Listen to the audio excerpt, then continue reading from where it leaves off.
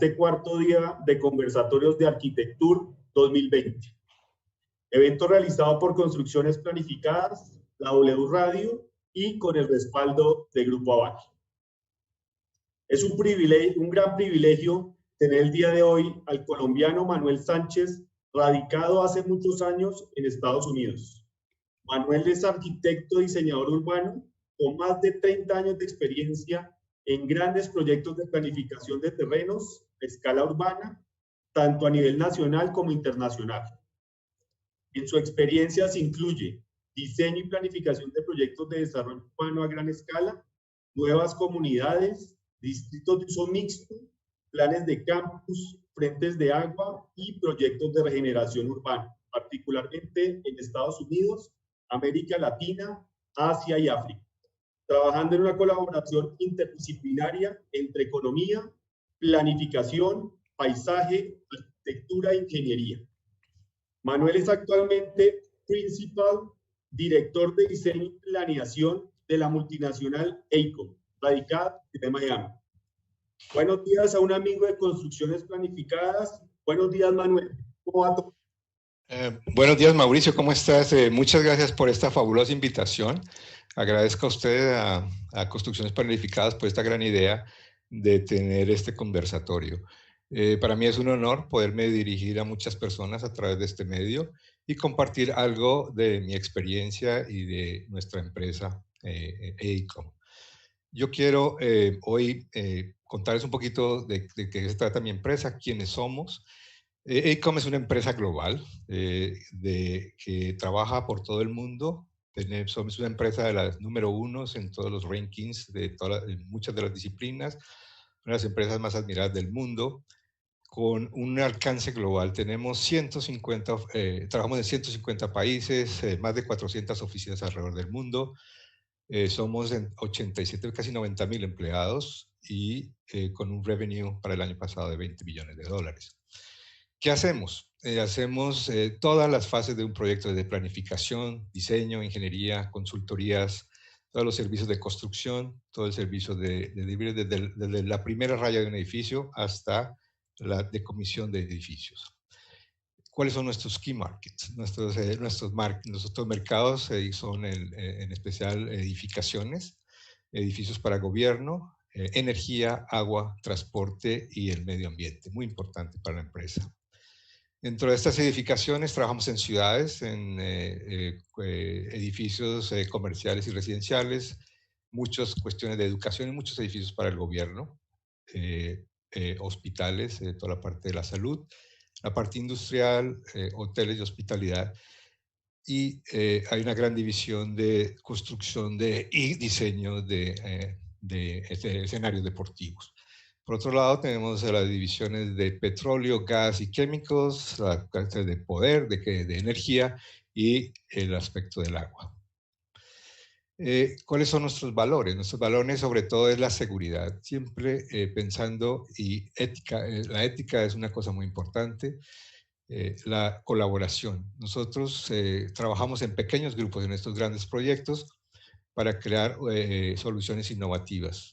Una de las razones de que AECOM ha crecido tanto en los últimos años es precisamente el modo de negocio y el modo en que trabajamos los proyectos, en donde buscamos la anticipación, empezamos a entender la complejidad de los problemas que traen los clientes y cómo nosotros podemos traer soluciones para implementarlas.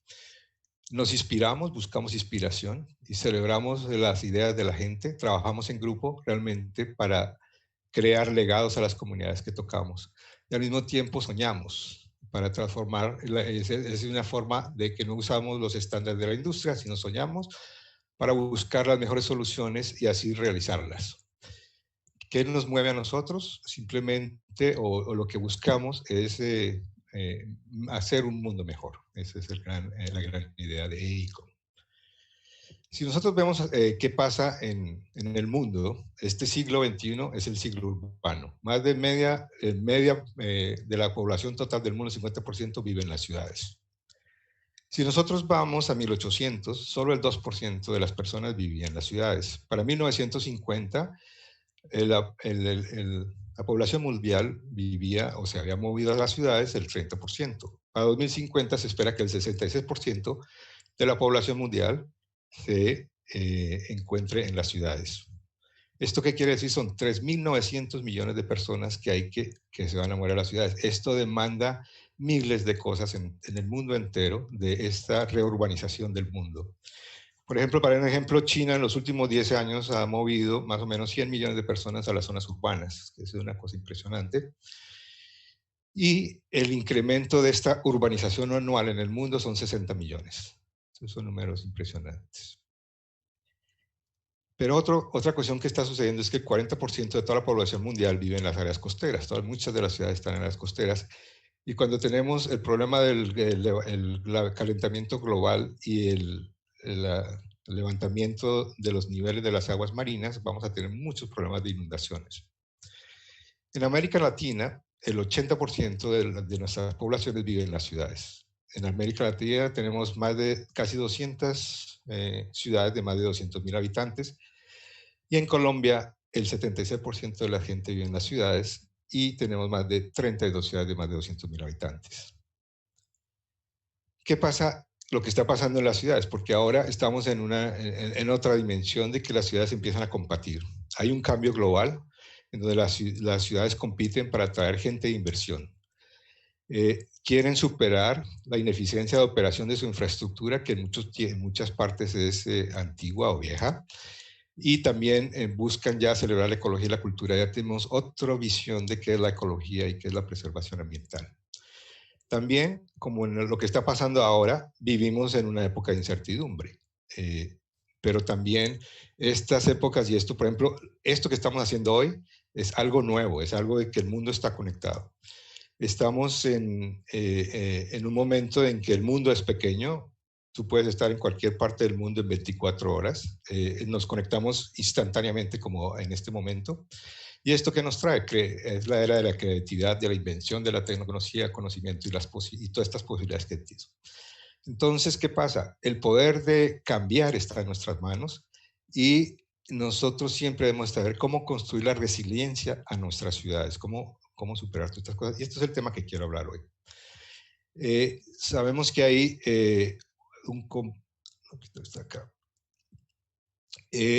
el mundo, tenemos ciudades con grandes poluciones, congestiones, cuestiones de transportes, invasiones, pobreza, divisiones.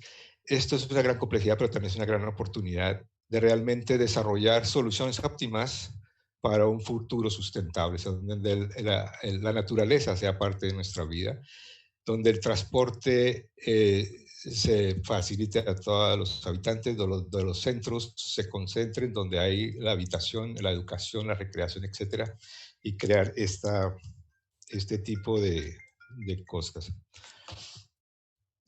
Adelante.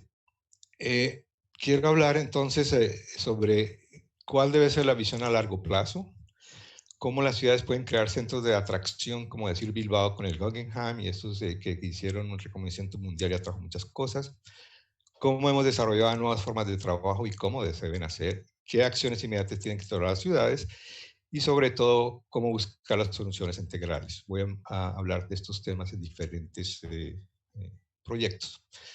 ¿Cómo debe ser la visión a largo plazo? Tener una planificación a largo plazo significa que tenemos que pensar en los cambios sociales, económicos y ambientales y cuál debe ser ese legado y qué debe hacer, cómo será nuestra ciudad en 50 años, cómo vamos a configurar ese futuro de estas ciudades y cómo será la infraestructura y todo lo que tenemos que hacer para realmente pensar en nuestra ciudad en los próximos 50 años. Un caso especial es lo que ha pasado en Londres, sobre todo el este de Londres, en donde la ciudad, aquí está localizada más o menos en este sitio, la ciudad empezó a crecer hacia el este.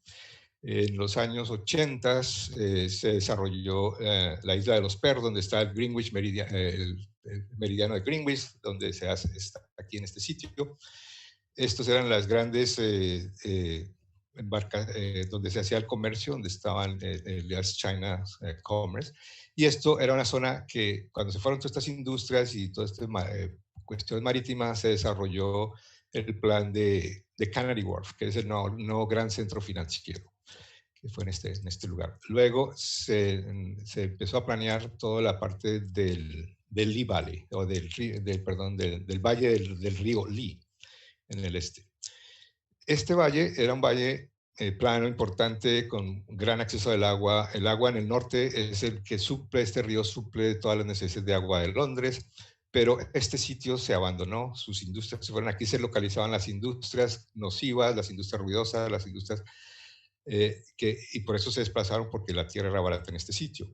Pero ¿qué pasa? Este era el sitio que ahora, bueno, hace unos años, era el sitio del botadero de las basuras, terrenos abandonados, cursos de agua polucionados, grandes cuestiones eléctricas. ¿Y qué pasa? Viene un gran evento, como es el Global Event de las Olimpiadas, y una gran ciudad. ¿Cómo se toman estos eventos realmente para crear el detonante de un desarrollo de toda una región? Eso es lo importante de las Olimpiadas. Sabemos que las Olimpiadas, por lado, es un evento que dura solo 15 días y se preparan los países, invierten millones de dólares para lograr esa publicidad y esa atracción hacia el país. Yo tenía la fortuna de estar cerca de las Olimpiadas y AECOM sobre todo hicieron las Olimpiadas de Australia, las Olimpiadas de Londres, las Olimpiadas de Río de Janeiro, y ahora ganamos las Olimpiadas para Los Ángeles, las próximas Olimpiadas en Los Ángeles. Y cuando yo trabajaba con Sasaki, tuve la oportunidad de trabajar en el plan maestro de las Olimpiadas de Pekín. Entonces, ¿qué pasa? Cuando este evento es cerrado, pequeño, 15 días, ¿qué va a pasar en el futuro? Después tiene que ser un legado abierto. Lo que pasó, por ejemplo, en Australia y todo esto, es este tipo de agrupaciones de los edificios para las Olimpiadas concentrados lejos de la ciudad, que luego se volvieron elefantes blancos. El concepto de las Olimpiadas de Londres fue simplemente crear los elementos de las Olimpiadas, luego demoler o remover los edificios no necesarios, hacer infill de casas, trabajar con el medio ambiente y recuperar el río. Se empezaron a crear miles de planes, por ejemplo, la regeneración del valle, la implementación de los Juegos Olímpicos. En el 2014, el Queen Elizabeth, el Parque Olímpico Queen Elizabeth, y el gran parque de toda la ribera del río, que tiene unos 60 kilómetros de largo. Y se empezaron a crear estas cosas. Aquí, esto es el Jubilee, la línea Jubilee, donde llega a Canary Wharf y todo un nuevo desarrollo, y aquí termina en este punto, donde se planea la gran recuperación del río y los eventos y los edificios de las Olimpiadas a lo largo de esto. El edificio que es el edificio nacional, el Estadio Nacional, el velódromo, todas cuestiones olímpicas que luego se remueven y solo quedan algunos edificios, y el resto para hacerlo y hacer como el desarrollo de los nuevos centros de viviendas, de educativos y de comercio. Aquí vemos el plan para 2040, donde se ve la gran transformación que tuvo el valle durante la construcción de esto, y donde ve el contraste de lo que había, ferrocarriles, zonas abandonadas, polución, etcétera, en la nueva regeneración. Aquí se ve Canary Wharf al fondo, el Estadio Nacional, la gran visión de ese nuevo desarrollo de este valle, y la implementación del legado, que son todas estas viviendas de educación, donde cualquier habitante está a centímetros del Queen Elizabeth, el Parque Queen Elizabeth, y vemos la gran recuperación y la gran belleza. O sea, es una compatibilidad entre la naturaleza y la zona de vivir. Esto es durante las Olimpiadas y ya el desarrollo como se pretende en el futuro. Entonces, esta es una gran lección de cómo recuperar una gran zona a través de un detonante como son las Olimpiadas, pero de realmente recuperar una gran zona abandonada de las ciudades. Si nos vamos al otro extremo, es cómo en estos tiempos, decimos, de ciudades nuevas, solo lo podemos imaginar en la China. Nosotros tuvimos la fortuna o la suerte de que nos invitaron a participar en un proyecto que se llamaba The Blue Silicon Valley. Al principio, cuando nos llegó la invitación de esto, nosotros no sabíamos de qué se trataba. Cuando ve uno ese nombre, Blue Silicon Valley, parecía otro proyecto más. Hicimos nuestra propuesta, la enviamos y 8 meses más tarde nos dijeron que nosotros estábamos seleccionados. Esta ciudad, Qingdao, es una ciudad no sé si ustedes han oído de la Qingdaoville famosa, era una colonia alemana, una ciudad muy bonita. Está en el Mar Amarillo, muy cerca de Pekín. Aquí está Seúl, y aquí es el centro de la Marina, es una de las grandes bases militares de la Marina china.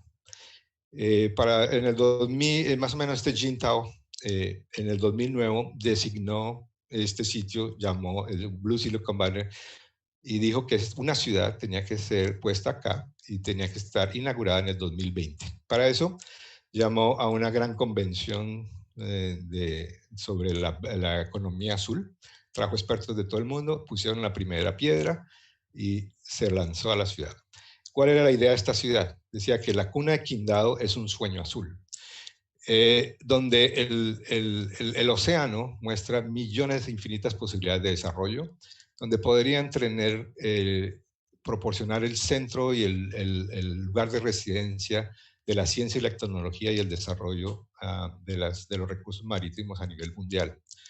Un centro incubador de logros, un centro de talento y un motor, y este sería el motor de la economía azul. Entonces, estas fueron las grandes ideas del proyecto.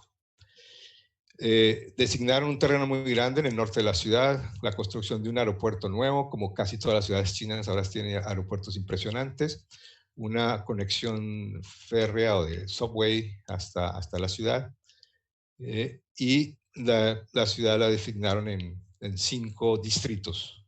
A nosotros nos invitaron inicialmente a participar en el desarrollo del centro de la ciudad, el centro financiero. Este proyecto se centra en la investigación, la educación y el desarrollo, en sitios muy buenos para el trabajo para todos los científicos, donde puedan vivir en armonía con la naturaleza, donde se pueda comprar, vivir, tener recreación y sobre todo la conectividad con el ecosistema, no tanto el de la tierra, pero también el del mar. Como los chinos hacen siempre todo y tienen un gran poder de mover miles de personas o quitar todas las zonas rurales y volver una ciudad entera, en minutos construyeron un gran centro, un centro de convenciones gigantescos y un gran hotel, que este es el Palacio, que parece un hotel francés, y no había nada alrededor, solamente tierras rurales. Contrató a una empresa americana para hacer la Universidad de Shandong, un campus para 40.000 personas o estudiantes con estadio, centro, este es el centro estudiantil, y esta universidad empezó a operar hace unos 5 años, simplemente en la mitad de nada, y empezó el establecimiento de una base de submarinos profundos, los primeros diagramas de las ideas de este centro concentrado de la ciudad, con su frente marítimo, la Universidad de Shandong aquí a la izquierda, las conexiones verdes, el gran museo de los logros de la ciudad. Este es el edificio para el gobierno. Aquí se ven ya los primeros diagramas de la ciudad y la masa de los edificios. Se ve el edificio de gobierno que lo ganó una empresa holandesa. El edificio del gobierno es este, que es como la bienvenida a la ciudad, con un gran centro comercial que se abre hacia el mar. Luego nos contrataron, les gustó mucho el trabajo que les habíamos hecho y nos contratamos para hacer la siguiente etapa. El hotel que les mostré y el centro de la ciudad está hacia la izquierda. Y aquí hicimos una segunda universidad, las líneas del subway, y cerca del centro de convención ya construido, donde se crea un gran centro de comercio y apartamentos y oficinas, la universidad y todas las zonas de vivienda alrededor y toda la parte recreativa del frente marítimo con marinas, etc. Empezamos a crear las ciudades o los barrios donde tenemos subcentros, siempre adheridos a estas zonas verdes para acercamiento, en otros lugares con zonas de investigación y universidades. Y luego, al final, nos invitaron a hacer la última etapa, que era la parte ya de innovación. Aquí es donde está todo el Innovation Hub, donde están todas las grandes instituciones dedicadas al mar, empezando por la universidad, vivienda, una cuestión que hicimos preservar una de las pequeñas villas para donde estaban los pescadores, y esta es más o menos la idea de todo esto, es la universidad y todo el desarrollo que pasa, y empezamos a celebrar el mar con serie de museos y cuestiones alegóricas al mar. Esta es la pequeña isla de pescadores que se vuelve como el gran centro de comida y de grandes hotelitos pequeños y como para vivir la época. Los edificios de investigación y desarrollo, etcétera. Y este es el gran plan en donde se ve la universidad, y muchas de estas viviendas son de relocalización, sobre todo en esta zona, de la gente que vivía en el lugar, porque no quieren desplazar a los que sacaron de sus casas, entonces quieren que vivan en el mismo sitio. Y aquí es donde se desarrollaron todas las grandes empresas. Y estas ideas las toman los diferentes institutos de diseño y se diseñan, por ejemplo, el campus, todas las otras universidades y sobre todo los laboratorios nacionales, la arqueología marítima, el National Marine Center, la base de submarinos profundos y el campus de Microsoft.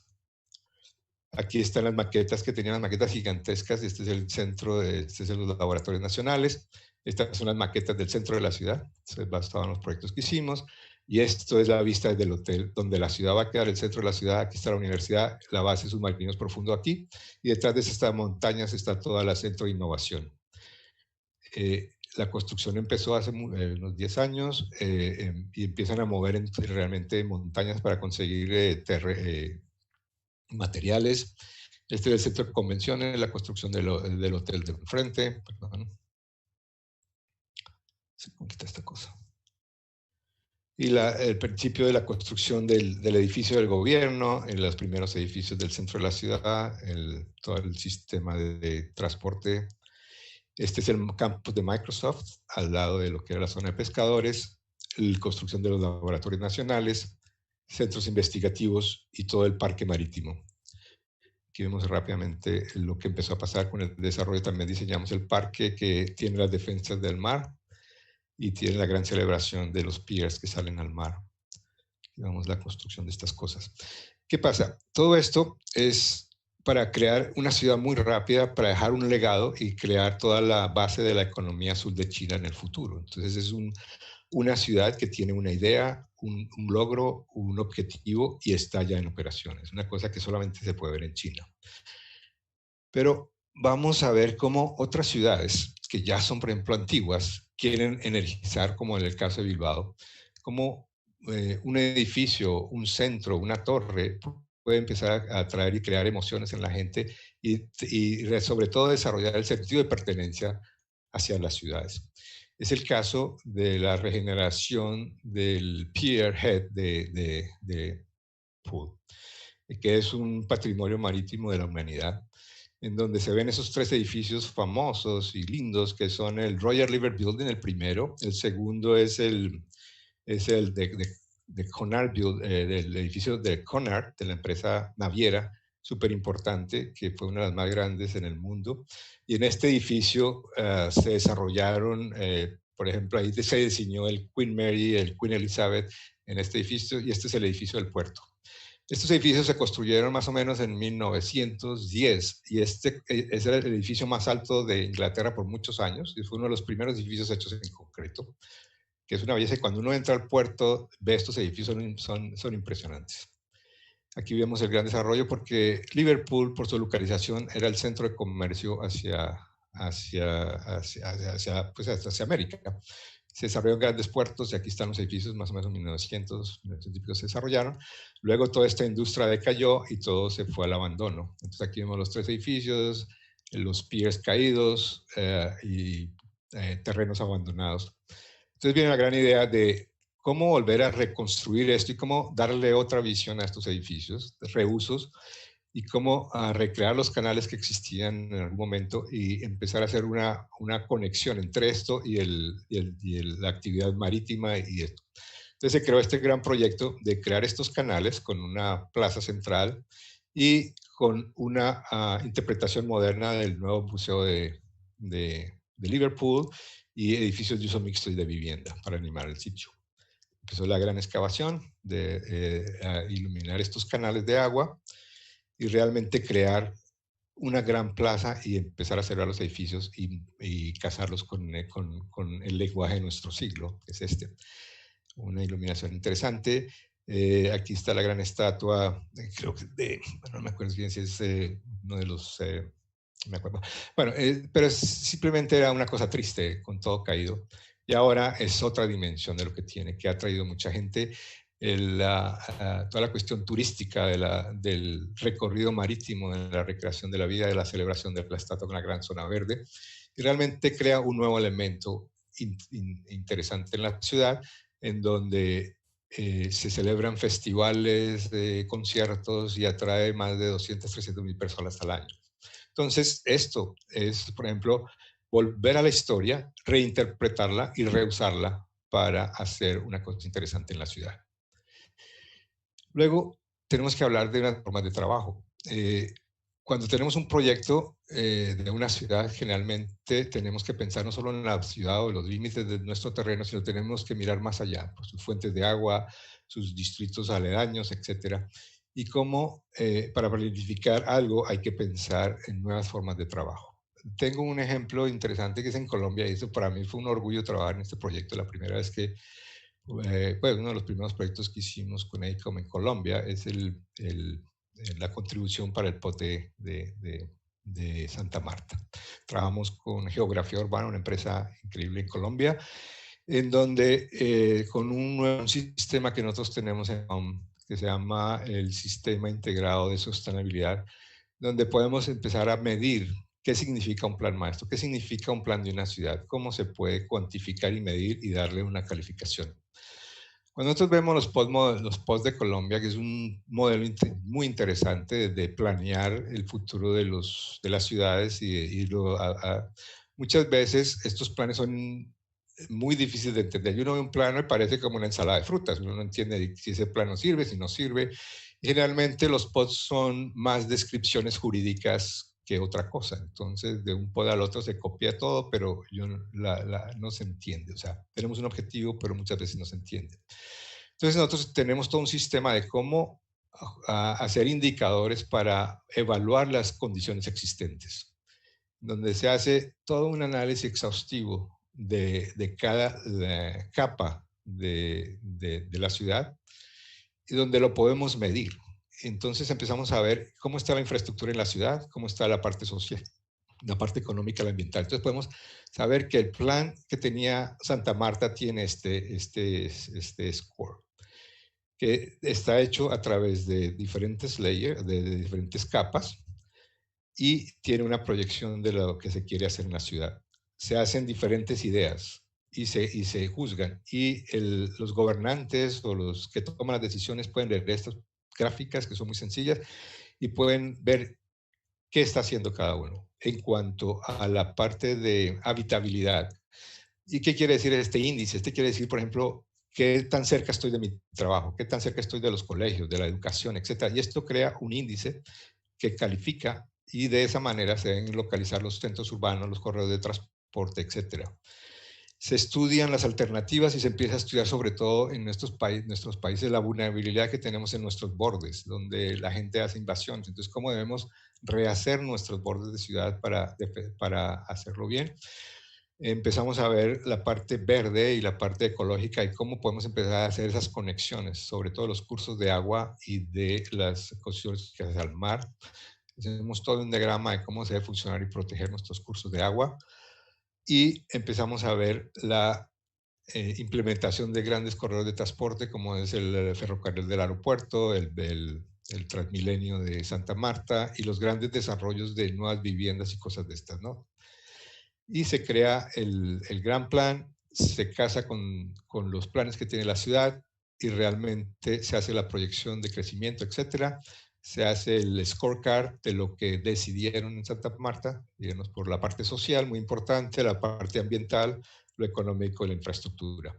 Con eso se hacen las implementaciones de los grandes proyectos para el futuro, y empieza a tener ya un sentido y una visión de ese pod realmente para el desarrollo del futuro.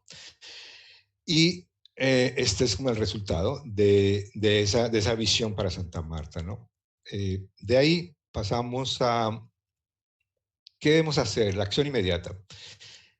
Ahorita tenemos mucha vulnerabilidad en cuanto a la parte ahora cibernética, es el nuevo reto, y lo mismo la parte física. Tenemos terremotos, inundaciones. ¿Cómo podemos construir resiliencia en nuestras ciudades? ¿Cómo podemos anticipar los puntos vulnerables de nuestras ciudades y cómo invertir en esa infraestructura para que estas cosas no ocurran? Como saben y como mencioné inicialmente, el calentamiento global y el cambio de niveles del mar ha creado estas cuestiones que muchos, y vimos que el 40 o 40 y pico % de las ciudades están en el mar, que van a afrontar esto, lo están afrontando ya. Aquí en Miami, por ejemplo, EICOM está tratando de un proyecto muy grande de la defensa de la creciente de las aguas del Miami Beach. Y vamos a mostrar un ejemplo de Blackpool. Blackpool es una ciudad que queda a unos 45 kilómetros al norte de Liverpool, muy cerca de las zonas industriales ¿cómo se llama? De Inglaterra, como son Manchester. Y para más o menos en 1700, 1800, la gente empezó a viajar hacia el mar porque decían que irse al mar tenía cuestiones saludables. Entonces, esta ciudad se desarrolló, tiene playas muy grandes, como unos 10 kilómetros, 9 10 kilómetros de playas. Y la ciudad empezó a desarrollarse en zona turística. Para 1700, para 1800 tenían hasta 1 millón de personas que visitaban el sitio. Y estos tienen grandes dunas y, como saben ustedes, las dunas es una defensa natural para todas las crecientes y mareas y cosas que pasan en esto. La ciudad empezó a progresar, se empieza a mover muy cerca del mar porque es su atractivo, es una zona turística, y empiezan a reforzar estas dunas. Estas dunas las refuerzan, pero el mar viene y el mar es la naturaleza. Al quitar las dunas naturales, destruye completamente. Y esto eran las sandunas que hicieron en 1890. Luego, entonces dicen, no, vamos a hacer una pared fuerte. En 1905 crean una nueva pared monstruosa. Y esto también, gran desastre, porque entonces ahora el mar viene con toda la energía, se estrella contra las paredes y completamente destruye todo. Luego, para el 2001, hicieron un sistema que se llama como las de CB, o sea, para quitar la energía al mar, pero aquí es muy pequeño el sitio para quitar la energía al agua. Y empiezan a ver estos elementos realmente para empezar a pensar en el agua. Y viene el suceso. Vienen las dunas, la línea armada aquí de las dunas, después viene la gran pared, después viene el PIS. Después viene la solución de AECOM, el grupo de colegas que hicieron este proyecto, en donde recrean las dunas y crean realmente el almacenamiento de la energía de las olas con este tipo de cosas. Y volvemos otra vez más o menos a lo natural. Es una cuestión responsiva. Al mismo tiempo, se crea el master plan de conexiones de la ciudad y otras cosas porque quieren reforzar, tienen un gran parque de dirección, de diversiones, tiene casinos, y entonces es como la nueva visión y nueva cuestión. Se crea el master plan, pero más importante era cómo defender esta ciudad. Y empezamos a pensar en este tipo, empiezan a pensar en este tipo de cosas de los muebles urbanos. Se hacen test de, ¿cómo se llama? Modelos dinámicos con el agua para probar cómo quitarle energía a estas olas a través de una serie de intervenciones. Y se crea el proyecto que es este sistema que realmente estas escaleras quitan la energía de las olas, después tienen zonas inundables y protege la ciudad. Aquí está el sistema constructivo de cómo funciona esto, el reforzamiento de estas paredes. Y realmente la respuesta de usar concreto del mismo color de la arena, entonces es una cuesta que se mimetiza en esta y ayuda a cuando se baja la marea, es muy interesante, pero cuando la sube la marea también es interesante y ya tiene todo otro sistema realmente de pensar en cómo su gran atributo de la ciudad lo están defendiendo y están pensando en nuevas soluciones de cómo resolver estos problemas. Luego tenemos que buscar soluciones integrales. Ya sabemos que estas ciudades hay cambio climático. Tenemos que buscar acciones ambientales que proporcionen el impulso económico. Y tengo el caso de la ciudad de Monterrey. La ciudad de Monterrey es una ciudad que no está al lado del mar, está a unos 200 kilómetros del mar, del Golfo de México. Es la ciudad industrial de México, es donde está el centro del poder financiero de México con las grandes industrias como Cemex, Vitro, Alfa, Coca-Cola, Simsa, etcétera, y tienen 12 empresarios de mucho poder en esta ciudad. Y ellos formaron un Consejo Estatal de Reconstrucción de Monterrey, les voy a contar en la casa, y cómo este grupo de empresarios nos contrató. Monterrey está localizado al sur de Texas, en el eje, como en el borde entre el desierto y las zonas verdes de la Sierra Madre. Cuando hay fenómenos que ahorita entramos en zona de huracanes, acá en esta época que son miedosos, hay huracanes que van por el Golfo, a veces se desvían hacia la ciudad, y este no era un huracán, era una tormenta tropical Alex, que se llamó, que pasó en el 2010, que muchas veces había pasado ya, y se quedó un poco tiempo largo y empezó a dejar muchas lluvias en la ciudad.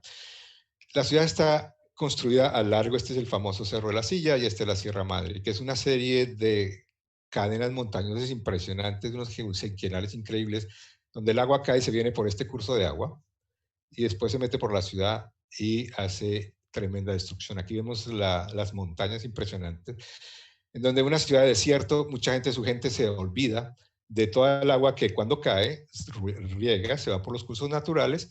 ¿Y qué hacen en el lado de afuera? Simplemente vamos a meter todo en concreto, los vamos a enterrar y que todo se vaya rápido.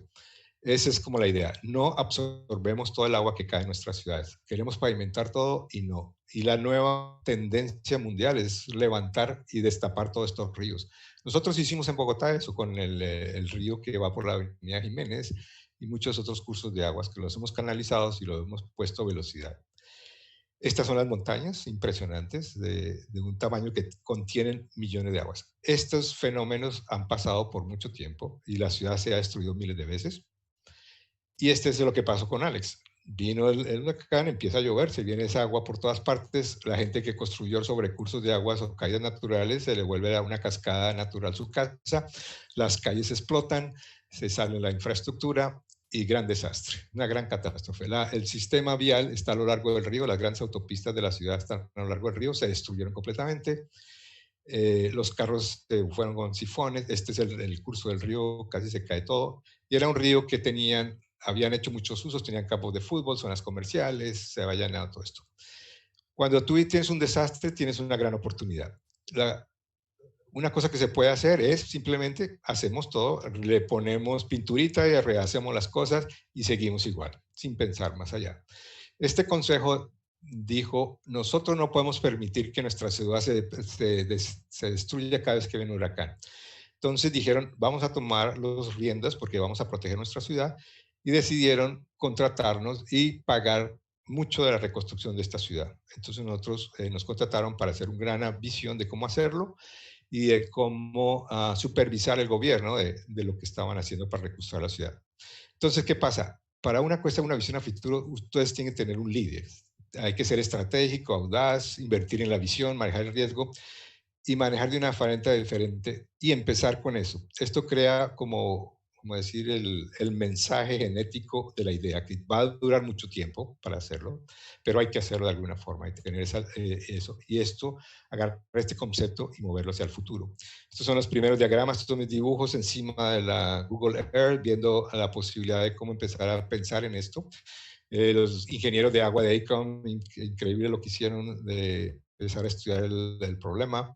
Hicimos todo un plan maestro completo al igual del río y de tratar eso, cómo almacenar esa cantidad de agua que viene aquí en estos eventos y con toda una solución integral de vías de quitar todo el desarrollo que hay entre el río y empezar a hacer vías de desarrollo de sostenibilidad de bicicletas, etcétera, en donde se hicieron estrategias de, por ejemplo, estas son las inundaciones que pueden ser que tenemos que prevenir, donde se crearon grandes montañas, tuberías por debajo de las montañas para sacar el agua antes de que llegue a la ciudad, y miles de estrategias que están hechas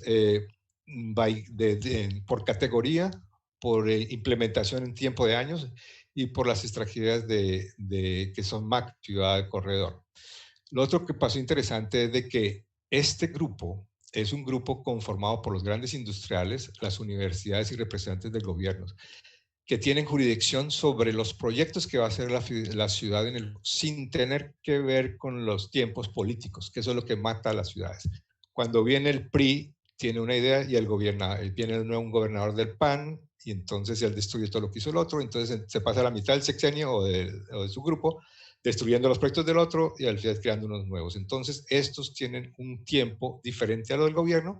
Ellos tienen un gran plan que están desarrollando en estas iniciativas y esos son los programas que debe seguir el gobierno. O sea, es ver más allá de los tiempos políticos, es ver los tiempos de la ciudad y de los legados. Este es el mensaje de esta ciudad. Si nos vamos ahora a ciudades, nosotros tenemos en Colombia muchas ciudades que tienen ríos y muchos de nuestros ríos han sido abandonados. Muchos de los ríos tienen una polución impresionante y muchos de los ríos son nuestras cloacas completas. Entonces ha habido, y lo mismo pasaba en China, como es la regeneración del río Yangtze. Teníamos un río muy largo en donde se hizo un gran plan de recuperación donde se creó toda una visión nueva, y no solamente el borde del río, sino toda esa mancha gris que va en el centro, en donde se creó realmente una regeneración urbana alrededor del río. Este río pues era un río con protecciones como todas, con taludes de concreto, y no tenía accesibilidad, era una cuestión como de la cloaca de la ciudad. Se crea el gran plan maestro, donde se desarrolla una gran idea cultural, una idea de entretenimiento, una idea de los centros de negocios y la ciudad smart, o sea, la ciudad inteligente. Se aplican todas las cuestiones de ciudad inteligente en esta gran zona de desarrollo, donde la parte verde, lo más importante, la accesibilidad a los parques y la conectividad ecológica hacia el río, donde se piensa en la circulación de transporte masivo y las estaciones muy cercas y zonas caminables al río, y donde se crea todo un nuevo lenguaje a lo largo de estos kilómetros de río, donde ya el muro de contención y protección de inundaciones se puede inundar, pero son las ciclovías, tenemos los grandes estos, donde realmente los chinos, al tener tan pequeños sus apartamentos, ellos siempre salen a hacer ejercicio, tai chi, todo esto de nuestro, y mucha gente a caminar. Y realmente se crea un nuevo valor impresionante que ha sido un resurgimiento de la ciudad de Tianjin, en China. Yo quiero concluir con esto. Quisiera mostrar en todas estas intervenciones en las ciudades alrededor del mundo y todos los proyectos, hay soluciones específicas, pero hay puntos comunes, que simplemente es buscar la habitabilidad de nuestras ciudades, donde la ciudad no sea un punto de polución, de congestión, sino un punto de oportunidad. Y cuando nosotros vemos este tipo de cosas, donde los gobernantes y su gente logra esto, crea un sentido de pertenencia, un sentido de defensa de la ciudad y realmente una ciudad muy habitable. Muchas gracias. Bueno, pues muchas gracias, Manuel. Y gracias por este impresionante viaje a través de todos estos proyectos tan diversos, ¿no?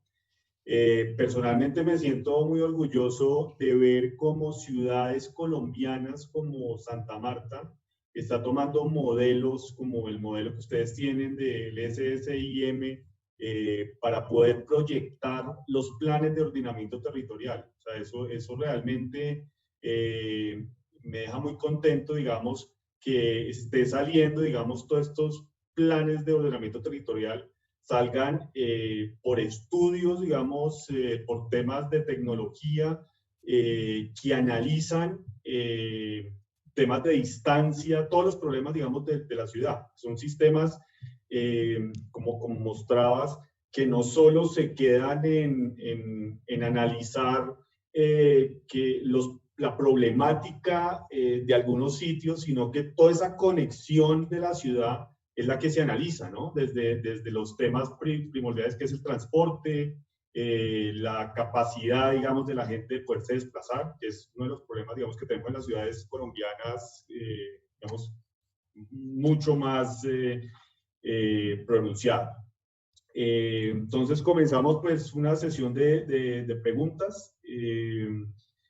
Hay una pregunta, digamos, que me surge, Manuel, y yo creo que a varios de los que estamos acá conectados, es ¿cómo fue la llegada de Manuel, un urbanista javeriano, colombiano, llegar a una multinacional, la número 1 de las empresas de diseño que hay en el mundo, que es Seiko?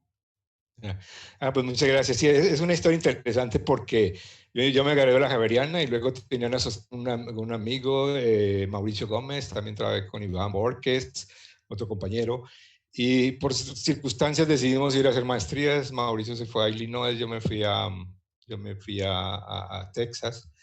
Y en Texas tuve la gran fortuna de tomar una clase con un profesor que se llama Simon Atkins, un profesor de Oxford, director del programa de diseño. Tuve la oportunidad de ir a Inglaterra con él a hacer una parte de mi maestría en Oxford. Y allí fue donde me interesé en este viaje, en estas cosas, en el urbanismo. Ahí, por ejemplo, yo hice mi tesis de grado en Glasgow, en la regeneración de un corredor de Glasgow en el norte. Y luego me invitaron a trabajar con ellos y dije, voy a gastar unos 2 años para practicar un rato. Entonces, pero luego me dijeron que me quedara y me quedé. Y después la gran oportunidad de irme a Boston, bajar en el proyecto de la Arteria Central. La Arteria Central es un proyecto impresionante de reconstrucción de ciudad. Es el proyecto más grande que veo en los Estados Unidos de reconstrucción. Y tuve yo la gran fortuna de empezar desde el principio y ser el que estaba encargado del diseño del centro de la ciudad. Ahí fue un proyecto que hacíamos con Bechtel y Parsons, las grandes firmas de ingeniería. Y ahí fue donde yo empecé ¿cómo se dice? A entender qué era la ingeniería y qué eran los trabajos interdisciplinarios y superiores reales complejos, que era meter toda una autopista nueva por debajo de una autopista existente en forma de túnel y luego demolerla y hacer y abrirla así otra vez este es un proyecto que duré trabajando 5 años. De ahí fui a trabajar a Sasaki, una empresa grandísima en Boston, donde tuve la oportunidad de trabajar en proyectos de los Estados Unidos y sobre todo ir a Asia. Empecé a ir a Asia en 1998 y a veces iba 10 veces al año, entonces he ido mucho a Asia en los últimos 20 años y tener la oportunidad de partir de ese desarrollo impresionante de las ciudades chinas. Allí conocí a gente que trabajaba para AECOM, que quería que nos hicimos amigos y querían que Steven Emblon me invitó a participar con AECOM porque querían abrir el mercado latinoamericano y ahí fue donde empezamos y yo me vine a trabajar a San Francisco y aquí estamos, ahora estoy en Miami, ya más cerca a Latinoamérica para trabajar sobre todo en temas yo sigo trabajando en China y en los Estados Unidos, pero me interesa sobre todo Latinoamérica, yo quiero volver a Latinoamérica y estamos desarrollando en Bogotá tenemos una empresa grande, ahorita estamos haciendo con la empresa de Bogotá el nuevo aeropuerto de Lima. Yo estoy encargado de la parte de Landside y trabajando en mano a mano con nuestro grupo en Bogotá, un grupo impresionante de ingenieros y trabajando con la multinacional ECOM. Terminal está siendo diseñado en la oficina de Madrid, toda la parte aérea y todas las especificaciones de cuestiones aéreas. La torre de control ya empezó su construcción, está hecho en los Estados Unidos. Entonces, nosotros trabajamos de esa forma, multinacional, multitask, y a larga distancia. Ese es el resumidas cuentas de mi historia.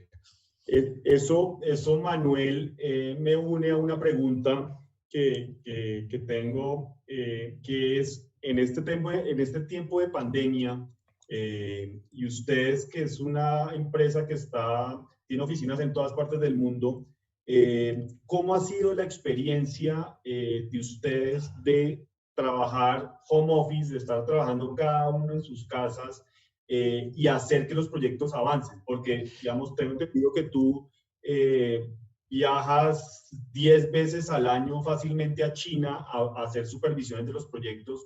¿Cómo se ha hecho eso, digamos, en estos meses que estamos prácticamente en cuarentena, todos metidos en la casa? Claro. Bueno, para nosotros ha sido para mí por lo menos, la diferencia no ha sido tan grande, precisamente porque por muchos años hemos estado trabajando a larga distancia. Al trabajar con oficinas chinas, de todos modos los viajes los haces por una semana, pero el trabajo sigue. Entonces nuestra comunicación siempre ha sido a través de estos medios. Y entonces te acostumbras, entonces se forma como la modo de trabajo de esta forma. Por ejemplo, yo trabajo en mi casa cuando no había crisis, 2 o 3 veces por semana puedo trabajar en mi casa porque mi grupo de trabajo está en San Francisco, es la parte de landscape, está en España, la gente que trabajamos con España, y está en Colombia y está en Perú. Entonces, ya teníamos una forma de trabajo que realmente no nos afectó tanto. Y, por ejemplo, el proyecto de Lima no se paró y los grandes, teníamos unos entregas muy, muy agresivas de muy poco tiempo, que realmente la gente tuvo que acostumbrarse y sobre todo en otras oficinas les dio más duro, pero no, en los Estados Unidos estábamos como más acostumbrados a ese tipo de comunicación. Pero eso abre nuevos canales como este que estamos haciendo hoy, en donde podemos compartir ideas y tú estando en tu casa, yo en mi casa, y mucha gente es en su casa, ¿no? Entonces es interesante. Y esos nuevos desafíos y esas nuevas cosas y estas nuevas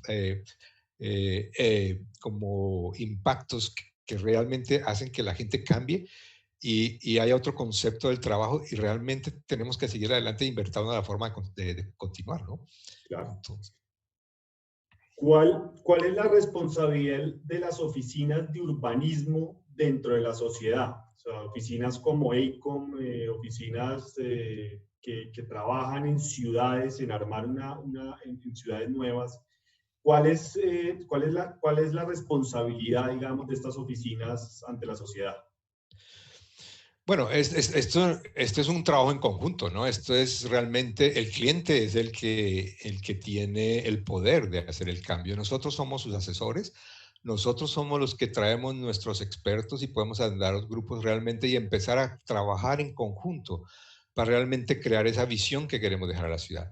Nosotros, al tener experiencia y en poder alcanzar cualquier profesional en cualquier momento, el experto en no sé qué túneles debajo de cuerpos de agua, en alguna parte de CON está. En minutos se pueden hacer estos grupos de trabajo que son, he conocido gente impresionante en EICOM realmente, con unas capacidades increíbles, en donde todo esto se une y realmente empezamos a crear esa gran visión de la ciudad, ¿no? Pero son visiones integrales, entonces no es una visión de un arquitecto haciendo planos y sketches de colores, sino tiene todo un fundamento. Nosotros siempre empezamos por los primeros, que es el agua, por dónde se mueve, cómo la protegemos. Después empezamos por todas las diferentes leyes. Y entonces está la economía, porque los proyectos tienen que ser rentables. Entonces los primeros estudios son económicos. Después toda la parte de ingeniería, después de infraestructura, y es todo, y con todas las disciplinas, ¿no? Está la parte económica, la parte de ingeniería, la parte de paisajismo muy importante, la parte de ingeniería sostenible, la ciudad inteligente. Entonces, la responsabilidad, yo creo, es que es poner todos estos grupos juntos y trabajar en conjunto con nuestros clientes para lograr esa visión del futuro. Ok. ¿Cómo desde ahí, como desde tu oficina, cómo abordan un proyecto de urbanismo? O sea, desde que llega el cliente les dice, señor Manuel, tengo este terreno para desarrollar un gran complejo, una ciudad, como lo que nos mostraste de China. ¿Cómo se aborda desde tu oficina? O sea, ¿cómo es esa linealidad dentro de la oficina o esa horizontalidad, digamos, en desarrollo de un proyecto? Sí, generalmente lo que hacemos es, bueno, tenemos la oportunidad, armamos el equipo, se han hecho una serie de entrevistas y cosas con el cliente, sabemos de qué se trata el proyecto, se hace una propuesta y se identifica el personal del proyecto. Luego de eso, generalmente lo que hacemos es hacer una investigación exhaustiva antes de hacer la primera visita con el cliente, donde hacemos todas las disciplinas, el economista, el ingeniero, el planeador, el arquitecto, todos hacemos como ideas de trabajo. Preparamos los mapas, no sé qué, y nos vamos a esa ciudad y armamos y le pedimos al cliente que tenga una gran zona para trabajar. Llevamos colores, computadores, todo eso, y nos sentamos con el cliente a hacer el proyecto desde el principio. En una semana hacemos miles de cosas y miles de ideas que se llevarían miles de tiempos con otro sistema de trabajo, en donde tú te vas a la reunión, te vas para tu oficina, haces dibujos por 2 meses y regresas, y lo que tú hiciste el cliente no lo quiere. Lo hacemos enfrente del cliente y hacemos miles de estrategias, y al final de esa semana hacemos una gran presentación donde se hace una solución de ese nivel muy rápido. Entonces, están todos los elementos metidos de todos los profesionales, y queremos que todos los profesionales viajen a la ciudad, no es que solo el jefe va a la ciudad, sino que van todos los que vamos a trabajar en el proyecto, nos vamos a esa ciudad y todos trabajamos juntos. Entonces, eso ha sido muy interesante porque en muchas partes nunca han visto eso, de que viene un grupo de 10 personas y en una semana tiene una solución, que no es la solución final, es simplemente el principio como de la definición del alcance del proyecto, que es una cosa más visual, con precedentes del mundo, con ideas, y esa es la forma como siempre hacemos. Entonces, todos mis trabajos y todos mis proyectos son siempre interdisciplinarios. Ok. Una pregunta tú que trabajas en todo el tema de ciudades y urbanismo, ¿cómo es el consumo de recursos en las ciudades? Cada vez los recursos, digamos, se vuelven más valiosos, y cómo es cómo es ese consumo en las nuevas ciudades, o sea, proyectando las ciudades hacia el futuro, ¿cómo ves que debe ser cómo deben ser utilizados esos recursos? Sí, bueno, cuando nosotros hablamos antes llamamos ingeniería sustentable, en todos los proyectos siempre hacemos los diagramas de, por ejemplo, reuso de agua. Mucha gente, y sobre todo en parques industriales, hay mucho desperdicio, en las ciudades mucho desperdicio. Entonces hay muchas formas de reusar el agua, que es viable. Lo otro es cuando ya estamos hablando de ciudades inteligentes, todas las tecnologías de hacer, por ejemplo, enfriamiento y calentamiento distrital en ese nivel, en cuanto a todo el Internet de las cosas, donde se controla el transporte, donde la seguridad, donde realmente, sobre todo, los focos y centros de trabajo deben estar cerca de las zonas de habitabilidad y los ejes de transporte. Entonces, todo eso empieza a ver cómo es la eficiencia de la ciudad, ¿no? Y cómo todas estas cosas se pueden hacer. Entonces, ese es como el principio de las cosas, ¿no? De cómo realmente integrar los sistemas de la ciudad en lugar de tener zonas de vivienda a 20 kilómetros de las zonas de trabajo, donde crea grandes problemas de transporte. Cómo haces las personas con sus hijos, con sus niños, con las distancias, con la comida. Entonces, eso es lo importante, cómo realmente tú debes trabajar en subcentros. Tu movimiento debe ser muy pequeño en la ciudad. Entonces, son ciudades eficientes, inteligentes.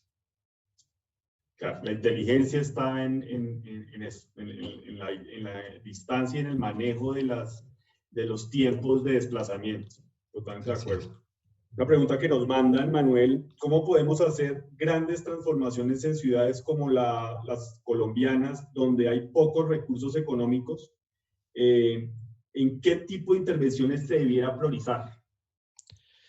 Bueno, ahora hay muchos modelos de inversiones público-privadas, en donde hay beneficios para la inversión privada a través de facilidades que proporcione la industria pública para lograr grandes cosas. Por ejemplo, cuando se hace un proyecto, como decir el proyecto este de, no sé, pues, tal vez el de Taijin es exagerado, pero en donde realmente se toma una decisión de recuperar un río y de crear toda una zona inteligente y eso crea valor.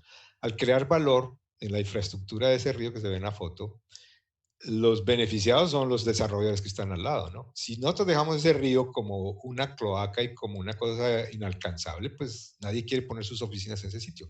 Si estos puntos se hacen de usos mixtos, no solamente de vivienda, pero de educación, de salud y todos los elementos juntos, en intervenciones pequeñas se puede hacer esto. En los corredores, por ejemplo, ahora que ustedes están hablando de tren de cercanías y el nuevo metro, empezar a pensar en las paradas del metro, las paradas de los centros de cercanías deben ser subcentros orientados al transporte, o sea, grandes densidades con usos mixtos y al alcance de todos. Entonces, eso es lo que empieza a minorar la escala de las ciudades con esos subcentros, ¿no? Ok. Muchos nos preguntamos, Manuel, con lo que vimos de hacer una ciudad en 10 años, la ciudad que vimos de China que nos mostraste, desde que lo llamaron a ustedes hasta terminar o tener el primer habitante en la ciudad, duraron 10 años. Yo me pregunto que, digamos, en 10 años hay mucho que pasa y muchos trámites que hay que hacer, construir toda una ciudad con sistema de transporte, con hoteles. ¿Cómo se hace? O sea, ¿cómo se logra hacer, digamos, un poco ese modelo? ¿Dónde está la clave para poder hacer una ciudad o una proyección urbanística? No hablemos de ciudades de pronto, sino de proyecciones urbanísticas en 10 años. Bueno, yo creo que la clave de esto es simplemente en China es un sistema diferente. El gobierno es el dueño de la tierra. Al tener tú el dominio de la tierra, manejas lo que sea. O sea, tú tomas la decisión, vamos a hacer una relocalización de... Si ves el caso de Shanghai. El Shanghai hace 20 años, al otro lado del río, era simplemente, era más que todo pequeñas habitaciones, una zona de agricultura, y toda la zona de Pudong se desarrolla y China dice cuando Hong Kong iba a salir, vamos a crear el nuevo centro financiero de China va a ser en Shanghai. Construyeron autopistas, aeropuerto y grandes edificios que estaban desocupados por varios años. Y ellos decían, no, nosotros decimos que aquí va a venir y aquí va a venir. Y tú vas ahora a ver lo que pasó en Pudong, donde están los edificios más altos de China, donde está, y es una densidad impresionante. El centro financiero chino está en Shanghai y fue una ciudad también desarrollada en pocos años. Al tener el dominio de la tierra y ofrecerle a los inversionistas privados estas cosas y promoverlo. Por ejemplo, este señor dice, yo voy a hacer mi ciudad para desarrollar el futuro de la economía azul de China. Entonces, trae todos sus recursos, mete toda la infraestructura y construye todas las instituciones. ¿Pero eso qué hace? Eso genera empresas, genera industrias, trae a todos, pero para traer habitantes de otra ciudad tienes que crear colegios, universidades, kinders. Y es una cosa integral que es impresionante. Construyen aeropuertos completamente modernos. Su tecnología 5G está en todas partes. No sé si has visto lo que pasó en China con el sistema de transportes de ferrocarril. Cuando tú hablas de que en Japón tenemos la gran red de ferrocarriles, o en Francia o en Alemania, cuando vemos tienen 2.000, 2.500 kilómetros de transporte rápido por carretera. En China, en menos de 10 años, construyeron 40.000 kilómetros. Tienen desde todo el país está conectado. Ahora hay trenes súper rápidos de tecnología china que van de Shanghai a Pekín a 300 kilómetros por hora, 400 kilómetros por hora, y que lo haces en 3 años. Los terminales de estos grandes trenes están en el aeropuerto, o sea que tú puedes, toda la infraestructura del aeropuerto está al lado de esto. Y entonces es impresionante el poder que tiene la economía china en ese sentido de que puede tomar decisiones muy rápidas. Antes hacían cosas de que sacaban a la gente y la metían muy lejos de sus terrenos. Ahora la gran cosa es los sacamos, pero los dejamos en el mismo sitio. Entonces, eso es otra. Cuando estamos hablando de que van a moverse 100 millones de personas en 10 años, tienen que hacer este tipo de cosas así, ¿no? Y cuando vemos los números miedosos de que 60 millones se mueven al año en las ciudades, eso es una cosa increíble. Claro, ahí está. Claro que también sigue, hablando de eso, sigue la inversión privada, ¿no? La inversión privada está metida también aquí, dando estos grandes desarrollos, ¿no? De vivienda y de comercio y todas esas cosas en estas ciudades. 2 preguntas más, Manuel. Yo creo que para culminar esta charla tan interesante que nos manda Marcelo Arango, ¿cuál es el camino para que un chico que quiera desarrollarse en arquitectura y desarrollo urbano, Colombia es el punto de partida o es mejor iniciar por fuera? No. El punto de partida debe ser Colombia. O sea, nosotros somos colombianos.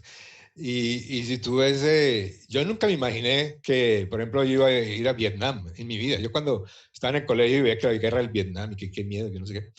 Pues afortunadamente nos ganamos el concurso de hacer el nuevo financiero, el centro financiero de Ho Chi Minh City. Y yo me imaginaba cuando yo iba a hablar a esos auditorios con traducciones simultáneas y decía, yo soy un colombiano y ¿qué hago aquí como el gran diseñador de la ciudad, el centro financiero de Ho Chi Minh City? O sea, no porque uno sea colombiano o porque sea indio, hindú o africano.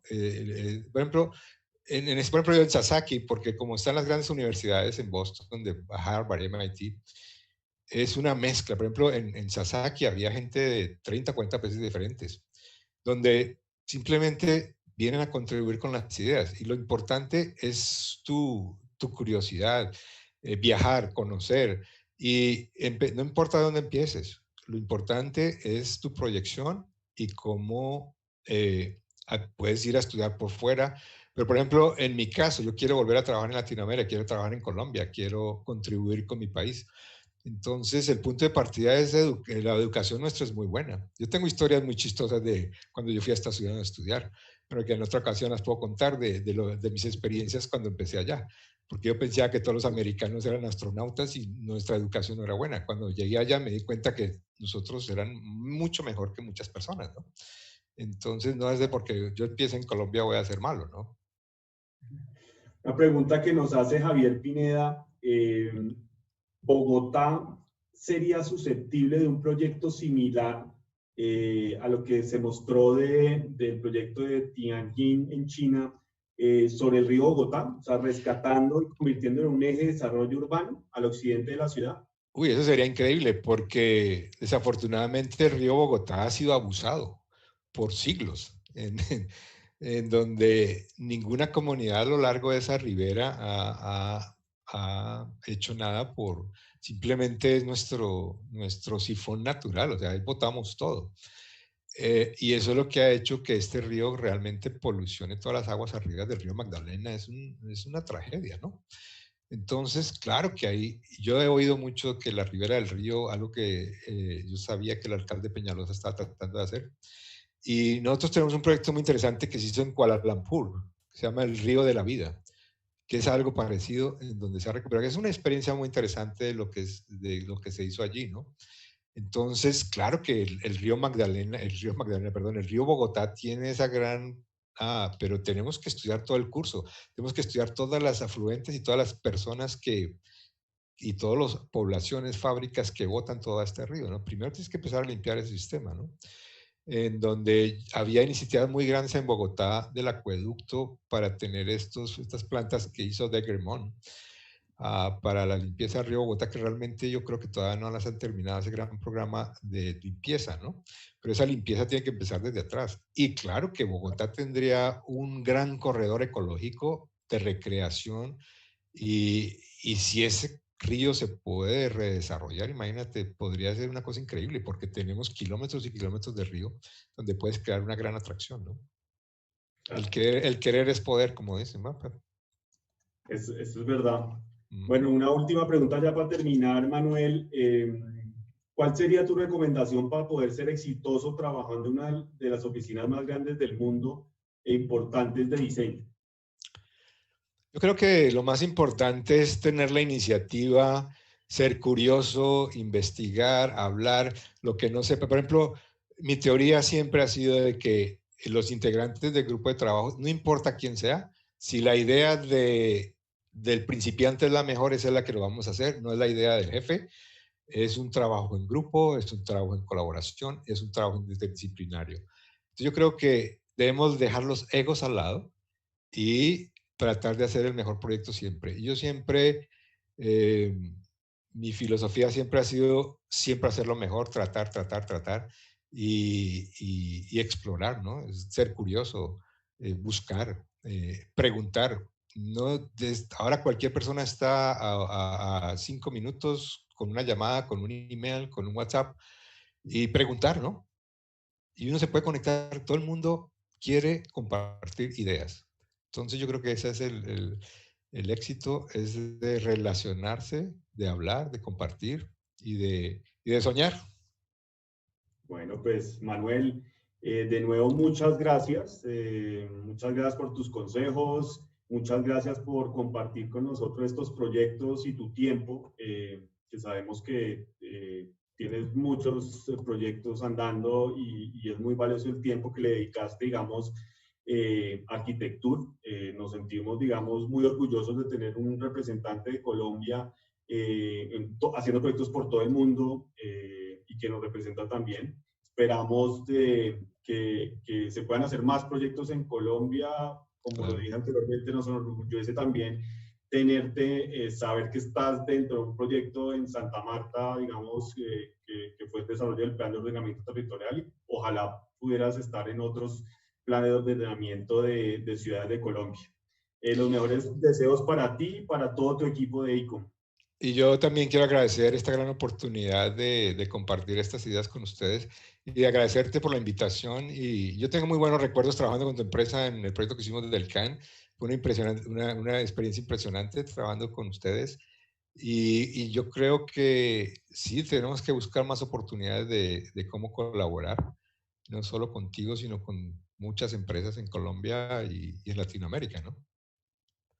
Ya Pues que muchas ICOM gracias, Manuel. tiene una casa más grande en Colombia, es un buen conducto para empezar a desarrollar otro tipo de proyectos y de no solamente diseño urbano, de transporte, de puertos, de aeropuertos, entonces de capacidad humana en Latinoamérica, como es en las oficinas de Panamá, la oficina de Bogotá, la oficina en Río y en Sao Paulo y en Buenos Aires. Entonces estamos ya más en Latinoamérica con proyectos muy interesantes.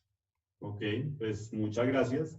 A todos los seguidores también muchas gracias y los invitamos a nuestro quinto conversatorio el 7 de julio a las 5 de la tarde con el arquitecto Giancarlo Massanti de la firma Equipo de Massanti.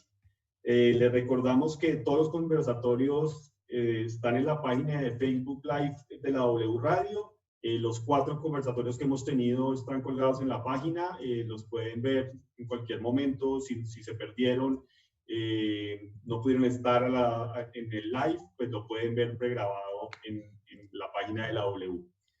Muchas gracias a Construcciones Planificadas, a la W Radio y al Grupo Aval por hacer posible este evento y conectado con estas grandes estrellas del urbanismo y la arquitectura mundial. Que pasen un feliz resto de semana y hasta luego. Chao. Adiós, gracias.